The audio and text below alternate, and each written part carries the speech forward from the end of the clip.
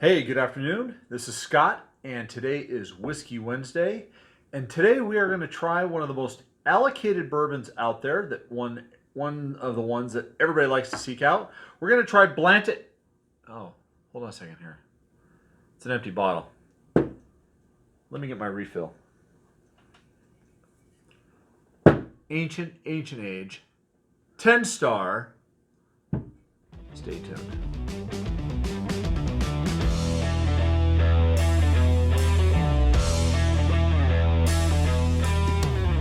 All right, this is Scott, and yes, you are tuned into the Rookie Wine and Whiskey Enthusiast channel.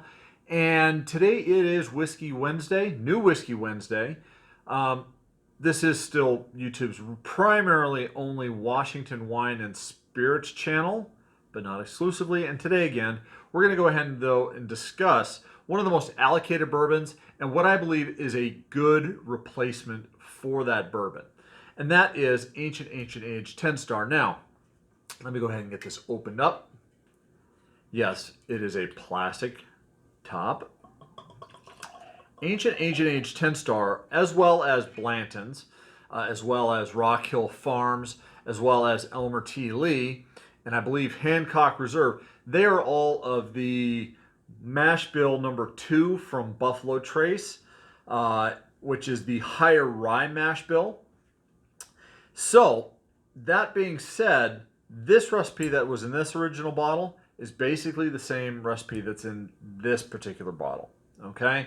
A lot of people don't know that, or if they do know that, they do know that Blanton's does come from a different, typically a different warehouse, whereas this one here is aged in maybe slightly, well, not only a different warehouse, but maybe different quality barrels. But that being said, the Blanton's comes out at 93 proof. The Ancient Age 10-star comes out at 90 proof. Now, I said we're going to discuss Blanton's. I'm going to do something very controversial here, and I'm going to let you guys know this. Personally, to me, and I do like Blanton's, but Blanton's to me is to bourbon what Macallan is to single malt scotches, which is, it is a good bourbon, it is a good whiskey, but it is highly marketed. And I believe if some people were to step back and do a blind taste test of maybe Elmer T. Lee, Ancient Age 10-star, and Blanton's, very few people could pick out Blanton's by itself compared to the rest of Mash Bill 2. And how do I know this? I've done it. It's very difficult. Now, there are 2 exceptions, and I will say this very clearly. There are actually 4 different bottles of Blanton's that are produced. Here in the United States, we only get this particular one, the 93 proof. There is a green label, there is a gold label, and then there is what's called straight from the barrel, which is a barrel proof. Thanks to my friend Bill Stringer, he and Salvatore out in New York, I've had samples of straight from the barrel, and I've had samples of the gold label. As a matter of fact, I have a bottle of the gold label Blanton's, and you know what, if you guys want, maybe I'll do a review of that sometime in the near future. But those 2 particular bottlings, straight from the bottle and the gold label, are not sold here in the United States. I don't know why, what the marketing reasons are for that is, but we are actually getting what I think is the inferior of those 3. Now, I've not had the green label, so I can't really comment on that.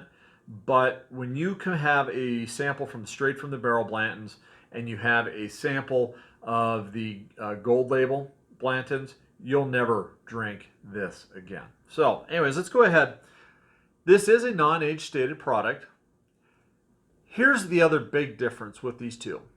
Now, here in the state of Washington, everybody knows about our liquor tax. We have about, I think it's 25% liquor tax on top of the already high prices.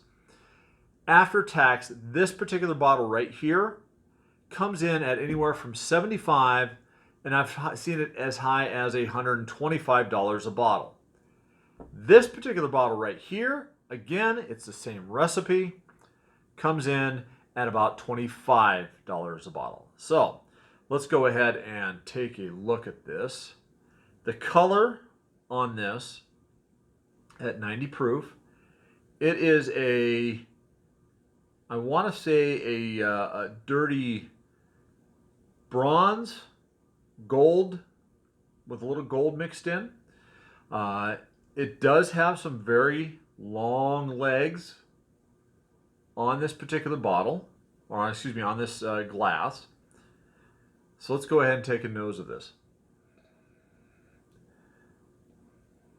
Right off the bat, I'm getting brown sugar, toasted brown sugar actually. Almost like the brown sugar you'd get on cinnamon toast. Matter of fact, I'm getting a small hint of cinnamon on this as well. Yeah, cinnamon toast bread, I think, probably would aptly describe.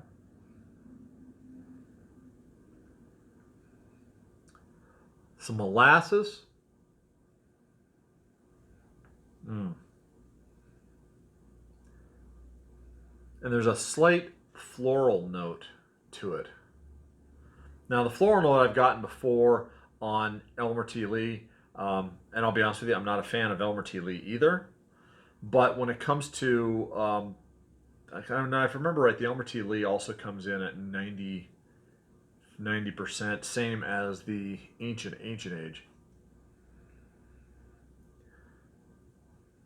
Now, there is a significant burn on the nose at the 90%, something I don't normally get on 90% 90 proof bourbons, 90%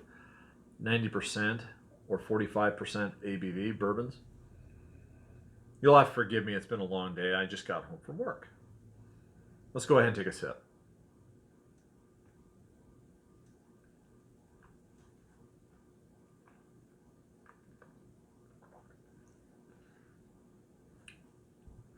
The initial shock, there's that Kentucky hug right off the bat. It's extremely sweet. That cinnamon, that molasses, that brown sugar is right there. The floral note that I was not getting before, and I think I am now on the palate, is of a cherry blossom, a little bit of kind of a cherry note. And now on the finish, I'm getting a rather walnut note, maybe a pecan or maybe even a candied walnut note, I think, is what I'm getting on this. That actually hits the spot today. Let me go ahead and take that again.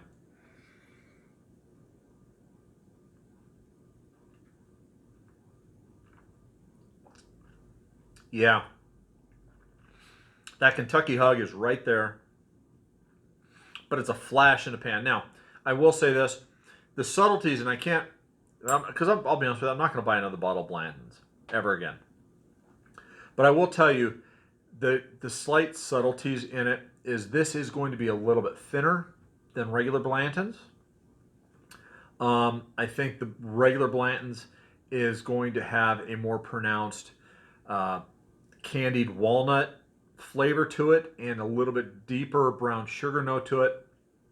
But the reason I'm doing this review today is it's that time of year where there's a lot of fathers that are out there looking for Blanton's, because one thing Blanton's does, like I said, the marketing is great. The toppers on these all have a letter on here and there's the different ones will spell out Blanton's, and what it is, it's a racing horse in various poses. And the reason new fathers like to look for this is on the bottle here, they will have the dump date. Okay, the day that the bottle was filled from the barrel. So I understand the whole, I want a good bourbon for the day my child was born. But if you really just want a good sipping bourbon, budget bourbon, and something that is very similar, I would say, if I were to use a percentage, this is 75 to 85% of the flavor that this is. And considering the price, and like I said, the local Hagen store right down the road here after tax, this is a $90 bottle. The liquor store down the road this way, down in Sumner, this is a $25 bottle. I cannot justify buying one of these again. So That being said, have any of you compared the Ancient H&H 10 Star to the Blantons? Have any of you done this? And yes, this is the main reason why I do this.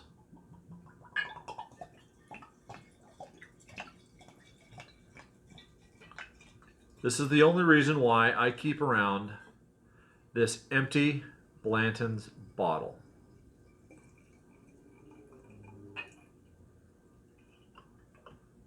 Because as much as I have really good friends and family that want to drink Blanton's, the vast majority of them can't tell the difference. So, anyways, have you had Ancient H&H 10 Star? Have you had Blanton's?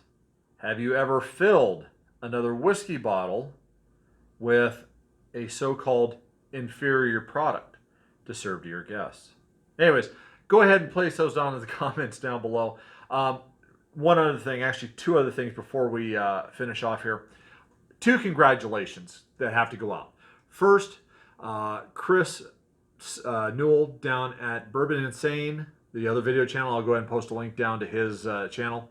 He just hit 1,000 subscribers. Chris, congratulations on the 1,000. Here's to another 1,000 for you. The other congratulation is about 2 weeks late, and I should have done this a couple weeks ago when I did my Walter Dakin wine review, and that is to Stuart over at Wine on the Dime.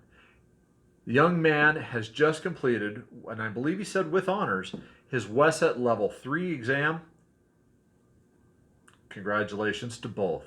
You guys are inspirations, and I love watching both your channels. So that being said, please go ahead and hit subscribe if you like this content. That way you'll see more of it. Also, when you hit the subscribe button, the little bell notification is going to come up and pop right up there. Go ahead and hit the bell notification. That way when I do make uploads, you guys will be first to know. Okay? And as always, please drink responsibly. Life is too short for either bad wine or bad whiskey, and for a bottom shelf whiskey, that is not a bad whiskey at all. Cheers.